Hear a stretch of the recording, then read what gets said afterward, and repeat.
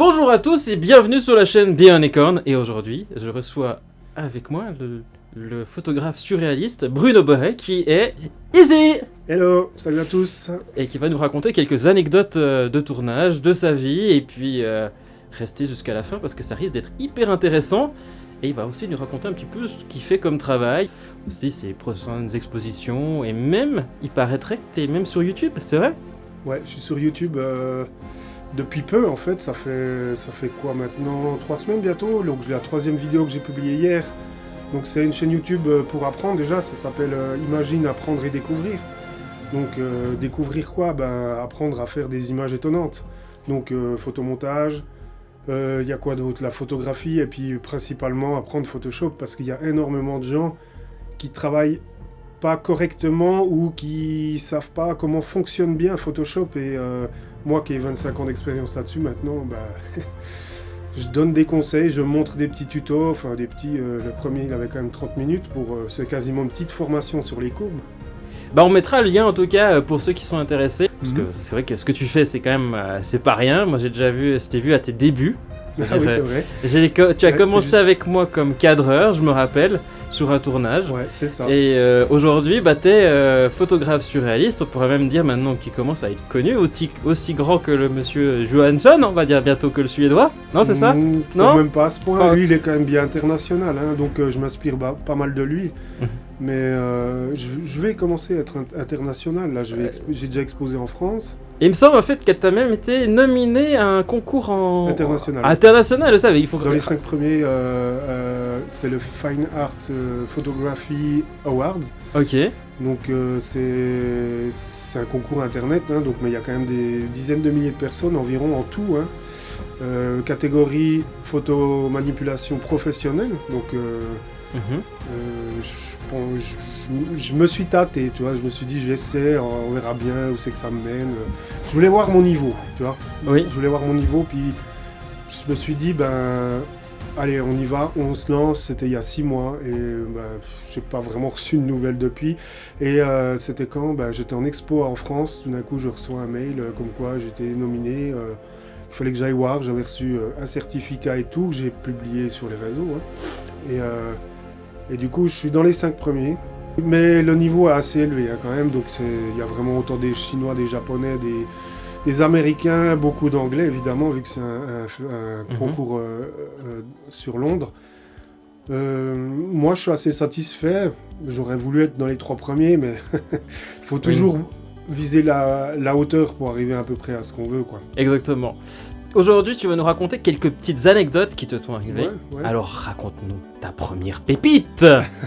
Je l'ai faite, c'était un peu une période, c'était un peu au début de mes images surréalistes, donc c'était quoi, début 2019, j'étais encore un peu perdu, je bossais pas, j'étais un peu, qu'est-ce que je fais de ma vie je regardais beaucoup d'émissions sur les extraterrestres, j'adore ça. Ok. Et du coup, je suis un peu un extraterrestre. Et du coup, je me suis dit, je mangeais de plus en plus sain, donc beaucoup de légumes, tout ça. Mais je me suis dit, j'ai envie d'imager ça. Parce que ce qu'il faut savoir dans mes images surréalistes, je m'inspire beaucoup de ce qui m'entoure, de ce que je fais, de ce que je vois, etc. Oui.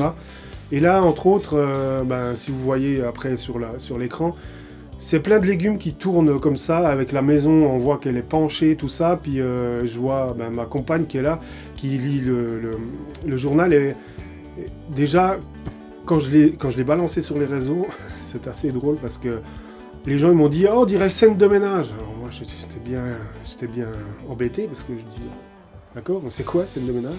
Et là, tout le monde s'est vraiment fichu de moi, parce que j'avais pas de télé à l'époque, et je regardais pas du tout ce genre de choses.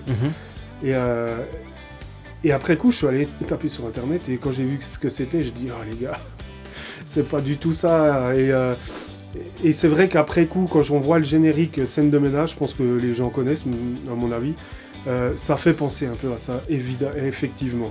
Et comment j'ai fait cette image? En fait, j'ai pris plein de légumes et puis à un moment donné, Laetitia, ma compagne, descend, elle me dit « Mais qu'est-ce que tu es en train de faire? J'entends plein de bruit. » puis là j'avais un grand pot comme ça, puis j'étais en train de lancer de la flotte en l'air au milieu de la cuisine, parce qu'en fait Oui.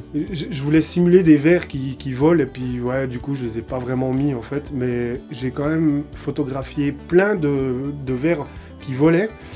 Mais t'en as cassé, j'imagine, beaucoup, c'est ça? Cassé, non, pas beaucoup, mais j'en ai cassé quand même. Mais j'ai beaucoup eu de flotte.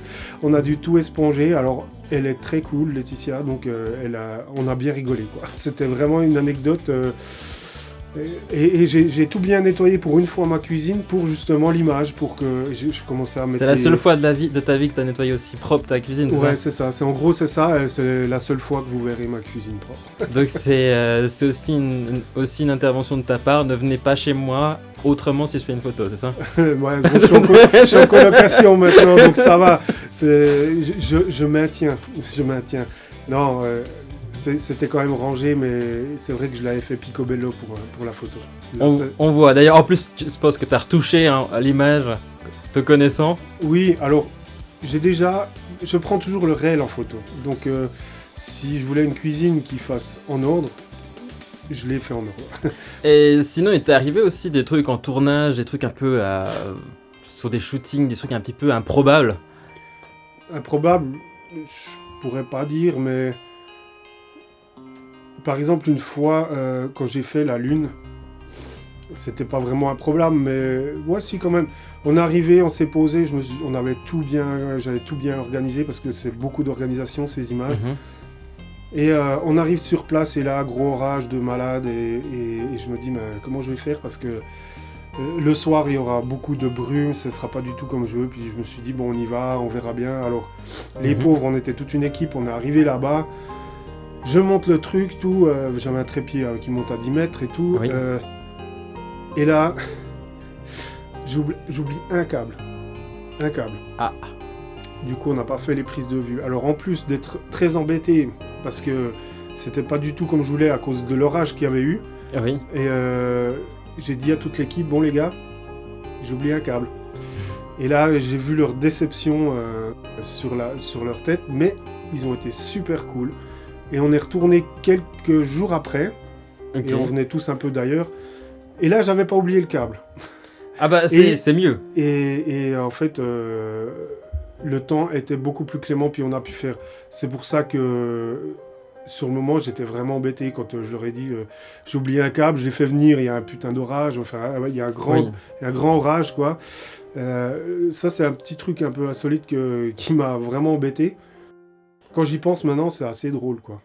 Parce que tu m'as raconté des choses un peu, des rêves que tu as eus. Ouais, alors il faut comprendre que mes images surréalistes, c'est principalement mes rêves. Et là, dernièrement, j'ai eu un cauchemar assez violent. Alors, je me souviens toujours de tous mes rêves et je les dessine au détail près. Et là, on était sur une bord d'une falaise, c'est très rocheux. Avec un précipice, et puis il y a une personne assez vieille, mal entretenue, tout ça, qui me dit il y aura un grand orage, il y aura des tornades, tout ça, il faut venir dans mon coin. Et puis là, une personne qui fait très peur, et j'entre dans son espèce de petite baraque dans les roches, et vraiment très sale, très... Vraiment style film d'horreur, vraiment. Ok. Un truc de fou, quoi. Et là, elle disparaît, la nana. Ok, et c'est space. Oui, mais c'est pas tout. Et là, j'arrive en bas et me dit, il y a une personne qui sort vraiment encore... comment expliquer je sais pas si vous avez déjà vu Le Village Oui. comme film. Et il y a ces monstres avec des pics qui sont un peu courbés comme ça. C'était une personne un peu comme ça, courbée, vraiment pas agréable à regarder, qui fait limite trop peur, et qui vient puis qui me dit vous dormirez là en bas. Et puis là il y a un couloir qui descend, ultra noir, foncé, vraiment En genre... fait, t'es en train de nous décrire en fait un film d'horreur là. Ouais, mais c'est exactement ça. Mais je pars sur après sur une image surréaliste, créatif, et c'est ça qui est hallucinant. Et du coup, moi, pas envie d'aller, quoi, évidemment. Et lui, il me pousse. Si vous allez pas, on va vous torturer, etc. C'était un truc horrible, quoi. Et je suis descendu en bas les escaliers. J'arrive dans une espèce de cave vraiment délabrée, avec que des cadavres au sol, en fait. je me suis réveillé une fois à ce moment-là et j'ai eu très peur. J'avais vraiment le cœur qui tapait. Ah bah je peux imaginer, oui. J'avais pas envie de me rendormir. En fait, c'est un peu comme dans Freddy Krueger. Oui. J'avais pas envie de me rendormir et je me suis quand même rendormi et je suis retombé exactement à la même place, comme si c'était fait exprès. C'était hallucinant. Et là, bah, l'orage passe, tout ça, et le lendemain, je ressors, je n'ai pas dormi de la nuit, évidemment. Je sors de cette cabane et j'arrive dans un autre monde, en roche aussi, comme si j'avais passé une porte parallèle avec un autre monde. Et là, je vois un chemin, de nouveau au bord d'un précipice, et là, j'ai eu une frousse, mais incroyable dans le rêve. Je n'existais plus, j'étais l'ombre, et mon ombre, c'était le personnage. Et j'ai eu très peur parce que j'ai cru que c'était vraiment réel et que moi je n'existais plus, que j'existais juste en ombre en fait, une ombre de moi-même. Ok. Et l'ombre, donc tout noir, elle était bien réelle. Et je me suis réveillé à ce moment-là en sueur et tout, et première réaction, mais qu'est-ce que j'ai fait comme rêve, qu'est-ce que ça voulait dire.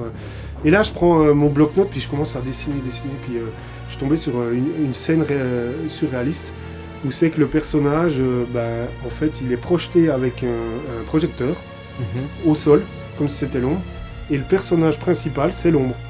Oui. Donc je vais réaliser cette image. Je ne sais pas encore trop comment je vais faire, mais en tout cas, on se réjouit. C'est une anecdote que je voulais partager parce que j'ai eu vraiment très peur. C'est la première fois de ma vie que une image surréaliste m'est venue en faisant un cauchemar si puissant, en fait. Bah, disons que ton histoire, c'est un scénario de film d'horreur, ça. Ouais, c'est ça. Il y a peut-être si moi je l'écris pas, il y a peut-être quelqu'un entre-temps qui va te piquer ton idée, hein. Fais gaffe, il faut que tu l'écrives, hein. Faut que la breveter, là, ton idée, là. S'ils arrivent déjà à faire avec la qualité que je fais d'image, je lui laisse, franchement, ouais. Ah bah, peut-être qu'ils vont faire simplement un film d'horreur. Si c'est un film d'horreur, ça va. Non, on va pas... Oh, non, ce sera peut-être toi, du coup. Ah, peut-être. Ouais, comme t'es dans la vidéo, on sait jamais. Hein. Est-ce qu'un cinéaste qui va vouloir faire ça? Peut-être, ça peut arriver. Mais il faut trouver les beaux acteurs après. Après, je vais la nommer L'ombre de soi-même. Ah bah ça pourrait être un joli titre autant pour un film qu'une photo, effectivement. Voilà.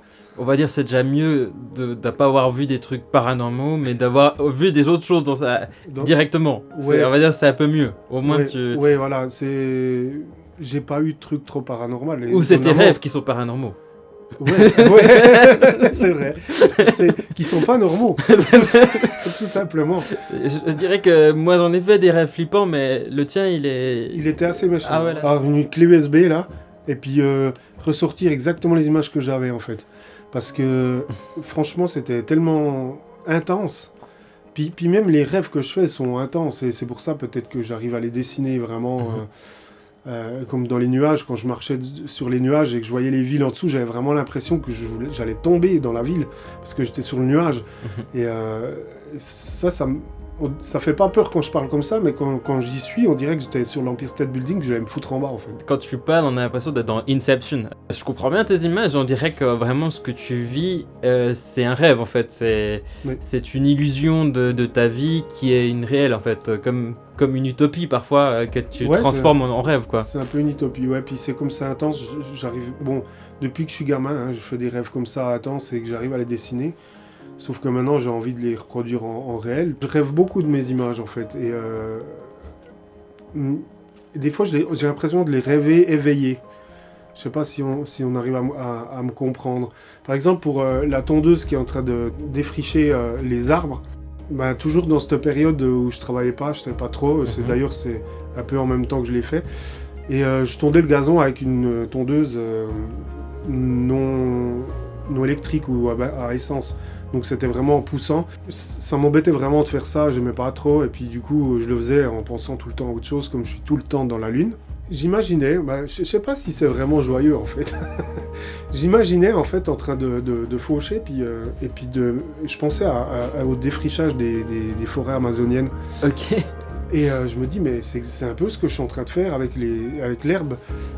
Et il y a cette image qui m'est venue en tête et j'ai commencé à dessiner. Alors oui, quand j'en parle, c'est pas très joyeux. Et c'est peut-être un truc que je suis en train de remarquer, c'est que je pars toujours d'un truc assez négatif pour le rendre poétique. Donc, et un petit peu indirectement, sans le vouloir, tu dénonces aussi peut-être les agissements, ce qui se passe dans la forêt Oui, amazonienne. clairement, ouais, Directement. Tu donnes finalement un sens. un sens à Voilà. l'écologie, on va dire. Même si Ouais. il est un peu caché dans ton image, on sent quand même que tu défends l'environnement. Et j'ai fait avec mon colocataire, j'ai dit, bon à l'époque c'était pas mon colocataire, c'est un bon pote à moi et il est venu avec sa compagne. On commence à faire les prises de vue dans le champ, j'avais des idées très précises où c'est qu'on le voit partout en fait. Ça signifie un peu que je fais la paix en moi, donc il y a autant de personnalités très, très posées, autant plus old school à côté, qui se font la paix. Et ce que je savais pas, ce pauvre, il me l'a dit à la fin, c'est qu'il était allergique au pollen. Et j'ai failli le... il a failli y rester, quoi. Et j'ai dit, j'étais complètement désolé parce que je le vois comment ça... J'ai dit, mais ça va Et puis il me dit à la fin, oui, je suis allergique au pollen. Puis il y avait un champ, au moins 25 cm au moins 20-25 cm de fleurs, et etc. Ah oui, quand même. Et on a fait 4 heures de shooting, quoi. À 4 heures, oui, Ouais. il a Puis on il a a changé morflé, de le pauvre. costume, ouais, on a changé de costume, tout ça. Et du coup, à la fin, j'ai payé une pizza, quoi. Parce que- Il va bien maintenant, c'est bon? Oui, il est toujours hyper cool, donc il m'en veut pas. Il m'en Donc veut pas. si jamais il regarde la vidéo, on l'embrasse bien fort. Hein. Ouais, salut les colocs. D'ailleurs, on l'amènera pas dans un champ. Hein. Non, c'est fini ça, on va plus... On va essayer d'éviter. Hein. Un truc assez comique d'ailleurs, ce qu'il m'a dit avant en coulisses. Hein. Oui, alors pour moi c'était comique sur le moment, quoi. En fait, avec la photo surréaliste que j'ai faite avec la lampe, l'ampoule qui tire, je me disais mais comment je peux faire pour simuler la pluie, en fait. Parce que sur Photoshop c'est facile de faire la pluie, mais il faut que ça rende réel sur le parapluie. Ah bah oui. Alors du coup, qu'est-ce que j'ai fait? Déjà je me suis dit je vais prendre un gros seau d'eau et puis je vais le jeter sur ma copine. Alors, vu comme ça fait un peu spartiate, mais c'était quand même un peu réfléchi. Donc, j'ai pris chez le voisin, j'ai pas d'échelle, une grande échelle, et je me suis mis tout en haut avec une bassine. Et elle s'est mise dessous avec son parapluie, hein, comme on verrait sur l'image. Et puis, pour que ça rende réel, j'y jette de l'eau dessus pour faire simuler la pluie. Et puis, une bassine, ça fait beaucoup d'eau. Oui. J'ai plutôt l'impression qu'il y a tout le doux qui est rentré dedans, quoi. Et c'était vraiment, allez, on y va gentiment, et il y a tout qui est parti d'un coup, ça a fait fla. Ça a cassé Une flaque. Et ça a cassé le parapluie ou... Non, mais heureusement. Et par contre, elle n'était pas trop contente. Ah bah je peux imaginer, c'est si t'as le doux qui te jette sur la figure. Oui, ça fait quelques tonnes de flotte, on va dire. Mais du coup, je me suis dit, je vais y aller plus mollo, quoi, tu vois. Je suis allé prendre une arrosoir, et puis avec le bout... Et là, je me suis dit, ça va quand même être mieux pour simuler la pluie. Et là, je l'ai versé pendant que je fais les photos. Et elle était quand même complètement trempée parce que ça passait par-dessous. Ah bah... Si vous voyez le truc. Et heureusement, elle était quand même équipée pour. Puis après, j'avais les prises de vue pour la pluie de dessus. Je me suis dit, mais il faudrait quand même que ça rende réel, quoi. Alors, j'ai rien dit. J'ai pris le truc de flotte, puis... Donc, mouillé, quoi. Donc si je comprends bien, donc avec toi, les tournages... Il faut faire gaffe. Il faut faire gaffe. Donc, Ouais, parce que genre si j'ai une lubie, voilà, je te fous dans la piscine, quoi. Voilà, une fois il y a des orages, puis que tu as envie d'avoir un orage juste au-dessus de la tête de la personne, Je risque d'aller tirer des câbles, quoi. Parce qu'en fait, ce qu'il faut savoir dans mes images, c'est que je prends que du réel pour créer du irréel. Et en fait, ça c'est quelque chose qui n'est pas posé. C'est vrai qu'on a parlé plein de petites anecdotes et tout, et drôles, et même d'épouvantes. Et ça, tu passes combien de temps sur une de tes images en fait? Très bonne question, Jean-Pierre. Ça peut varier entre 3 semaines et 1 année et demie. On arrive à la fin de cet épisode. J'espère qu'il vous aura intéressé et puis fasciné, et puis vous aurez appris des choses avec Bruno. Qui est notre invité aujourd'hui, un invité exceptionnel, comme vous pouvez voir avec ses images surréalistes. Et puis, Bruno, on peut te suivre sur ta chaîne, comme tu m'as dit, comment ça s'appelle déjà? Ouais, imagine, apprendre et découvrir. Donc ça, c'est tutoriel. Et j'ai une deuxième chaîne qui est un petit peu moins active, qui s'appelle Bruno Beuret. où c'est que là j'ai vraiment mes clips pour montrer comment je travaille mes images surréalistes qui sont toujours assez compliquées, qui partent d'une idée, regroupement de matériel, prise de vue et ensuite montage Photoshop. Donc 5% de Photoshop, on croirait pas, mais c'est ça. Bon, nous, on a envie d'espérer que tu sois comme Johansson, c'est ça comment il s'appelle? Johansson? Ouais, Eric Eh, Johansson. Ouais. Johansson, tu le dis bien en plus en anglais. en Hein. plus, tu vois. T'es meilleur que moi. Ah bah. Bon, j'en suis au début, ça. Tu parles à l'ours licorne maintenant. Ah bah Eh voilà. oui, t'es dans sa tanière. T'es un peu surréaliste toi aussi, hein. Ours, licorne. Ah non, non, là, c'est autre chose. Là, ça vient. Un jour, je t'expliquerai. Tu m'expliques. Un jour, tu verras, mais. Faut que je sois bien accroché là. Ça va, je fais des sacrés cauchemars, ça devrait aller. Je suis pas sûr. Alors, bon, on arrive à la fin de ce terme d'épisode, comme j'ai dit avant. Si vous avez envie de vous abonner à la chaîne de Bruno, vous n'hésitez pas. Je crois que bientôt, toi, tu auras aussi des expositions. Je crois au mois de juin, c'est ça, si je ne me trompe pas? Ouais, 10 juin, une Ouais, exposition dans Montjura, en Suisse. Donc c'était très important de la faire dans ma région pour la première. Donc c'est vraiment la première officielle où j'ai toutes mes images en imprimé vraiment qualité. Vous verrez aussi mes petits montages, j'aurai des écrans, enfin vous verrez, c'est pour ceux qui sont dans la région, qui veulent venir voir le 10 juin. Alors, n'hésitez pas. Et puis, même si vous êtes à l'étranger, allez voir ces pépites quand même. Franchement, ça vaut la peine. C'est un photographe qui est en train de monter. Moi, je vous dis à bientôt pour un nouvel épisode. Si vous avez aimé, n'hésitez pas à liker ou à vous abonner ou même à écrire un petit commentaire. Ça fait toujours plaisir. Et moi, je vous dis à bientôt pour un nouvel épisode. Ciao.